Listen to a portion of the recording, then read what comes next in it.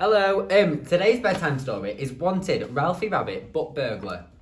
Some rabbits dreamed of lettuces and carrots, others dreamed of flowery meadows and juicy dandelions. But Ralfy, he was a little bit different. Ralfy dreamed about books. In fact, he didn't just dream about them, he wanted to read them all of the time. He had made a list of all the books he had read and gave them carrot ratings, of course. He made a list of all the books he wanted to read and placed them into categories. And he even made a list of books he wanted to recommend to family and to friends. Ralfy loved to learn new words. He loved the smell of books and the sound of the pages flicking. He loved getting lost in stories, pretending he was the captain of a pirate ship or an intrepid jungle explorer. Yes, Ralfy loved to read.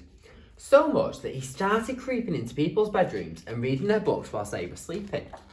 And then, one thing led to another. Ralfy just didn't read the books, he also took them home. He crept off with comics and cookbooks, dashed away with dictionaries, nabbed novels and pinched poetry. Ralfy had more books to read than ever before, and he was very pleased with himself. Arthur loved reading too. He had shelves buckling with fairy tales and bookcases bursting with picture books. So when gaps started to appear, along with half-eaten carrots and soggy lettuce leaves, and his favourite book, the biggest book of monsters ever, was missing, Arthur noticed. Someone was taking Arthur's books. It was time to find out who. Arthur assembled his special surveillance kit. Then with Teddy to keep him company, he sat in the dark and waited and waited. Soon he heard a rustle. Arthur frantically rummaged for his camera and his binoculars. He shone his torch into the dark corners of the room, and that's when he spotted Ralfy. "Stop, come back here, you little bunny book thief." But it was too late. Arthur was furious. He told his mum and she just laughed. "A bunny book thief? Arthur, I think your imagination is running wild." He told his teacher, but she just said, "Arthur, I want you to go away and have a long hard think about what you're saying." What could Arthur do? That rabbit had taken his favourite book of all time and no one had believed him. But there was only one thing to do. Hello. Arthur called his local police station. "A bunny book thief, you say? Well, fancy that. Was there anything unusual about the rabbit? Can you give me a description?" said PC Puddle. He was laughing. "Well, he was brown with a fluffy white tail," said Arthur, "and he was wearing a t-shirt that said, 'I love books.'" With that, PC Puddle laughed out loud. "I'll let you know if we discover anything," he snorted.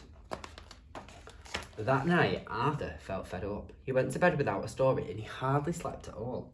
Meanwhile, Ralfy had found another house with plenty of books to pinch.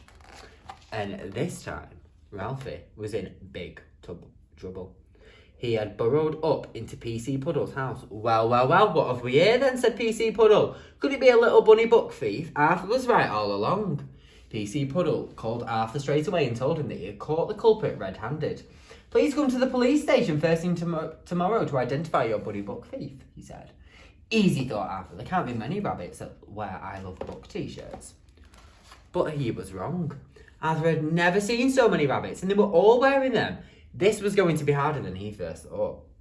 But then PC Puddle pressed a red button. An alarm bell rang and a conveyor belt of goodies started moving in front of the bunny lineup. As lettuce leaves, carrots, apples and dandelions whizzed by, all the rabbits began to feast, all except one. Until a very special treat passed by.